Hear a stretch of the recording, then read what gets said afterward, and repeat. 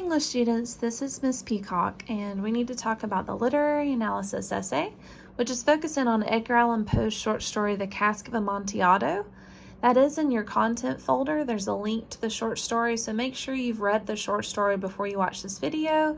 If you haven't, go ahead and pause it and go and read the short story. It takes about 15 minutes at most to read the story. It's only a few pages, so I don't want to plot spoil accidentally.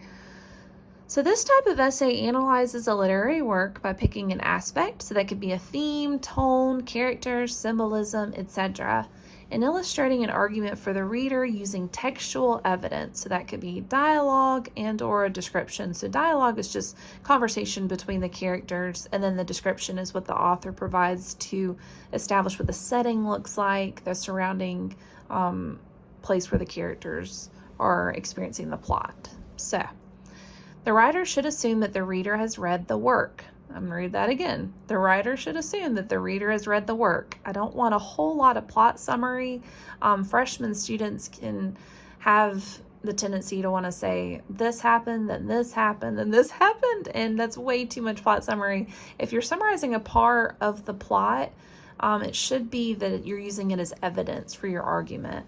Not so much just this happened and this happened. You don't have to explain to the reader what happened in the story. You're explaining your interpretation of the story and your opinion of the story. So the writer will prove a point without too much plot summary. If a part of the plot is summarized, it is to make a point for the overall argument. So if you're not quite sure, if you understand that, please feel free to send me any questions you have. This rough draft will be due Wednesday, April 19th by midnight in discussions. And of course, as always, there's going to be peer review on your rough drafts. The final draft will be due Wednesday, April 26th by midnight in the content area of Blackboard. This paper is worth 20% of your final grade. So not as much as that research paper, but still a pretty hefty percentage. Notice essays should be between 500 and 750 words in length. If it goes a little over, that's all right, but just make sure you definitely have at least 500 words. The formatting is the same as always, 12-point Times New Roman font, double-spaced with MLA heading and style.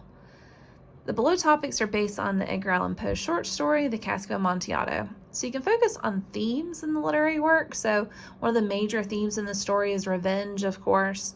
Montresor wants to get revenge on Fortunato. Also death. It does end with a death. Fortunato walks to his own death. And another major theme would be alcoholism. I don't know if you caught it, but the Amontillado is a type of wine. And so Fortunato actually walks to his own death willingly because he wants to try Amontillado. He's a wine connoisseur. And so Montresor is able to tempt him into the catacombs and wall him up. So those are just a few of the major themes. Of course, it could be that you see other themes within the story, and that's all right too. I just want to give you some ideas of what I mean by themes. Tones the author utilizes. So this is a classic Poe story. His tones are always really dark, sinister. Typically there's a murder. You could focus on how he establishes tone. So the description of the setting helps with tone. The events of the plot, what happens to the character Fortunato. So that definitely can help establish what tone you're focusing on. Foreshadowing is when an author gives hints on how a story is going to end.